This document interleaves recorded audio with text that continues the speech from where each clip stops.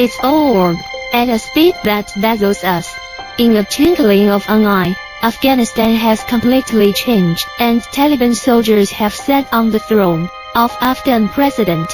Afghanistan's last security force dead-end. President Ghani and senior officials fled, heavily armed Afghans. Troops still control Kabul International Airport. In the face of the influx of Afghans, nervous Afghans, soldiers shouted, "Stand back! Stand back!" Just a few days ago, the US military also estimated that the Taliban could attack Kabul in about 30 days and win it in about 90 days. But the final result was no more than 3 days.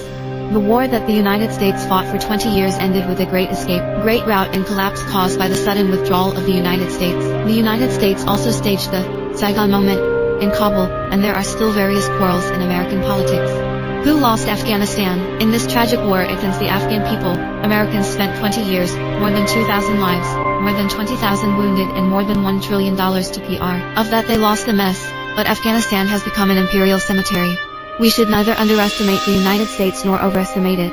In this regard, I believe the Taliban have the most say. Having fought with Americans for 20 years, they are getting stronger and stronger. Finally, it conquered the whole country, with a strong wind sweeping away the fallen leaves.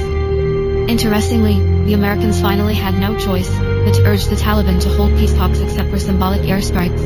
But unfortunately, what Americans can't get on the battlefield can be easily obtained at the negotiating table. In modern war, weapons are of course very important, but it is people, not weapons, who decide the outcome. Without fighting spirit, loose discipline and even all kinds of corruption, such an army, even with more advanced weapons, will eventually fail. Finally, all American equipment was handed over to the Taliban. In Afghanistan and Iraq, Americans can get stuck in the quagmire and have to withdraw their troops in a hurry. The 20-year war in Afghanistan is the longest war in American history. The United States has paid a heavy price, but the higher price is Afghans, 5 million refugees, hundreds of thousands of lives, not to mention a smashed country. The United States is the world's biggest destroyer. Over the past 20 years, the Taliban have also learned profound lessons. Where should the Afghan people go next? Is it a new vicious circle that will fade?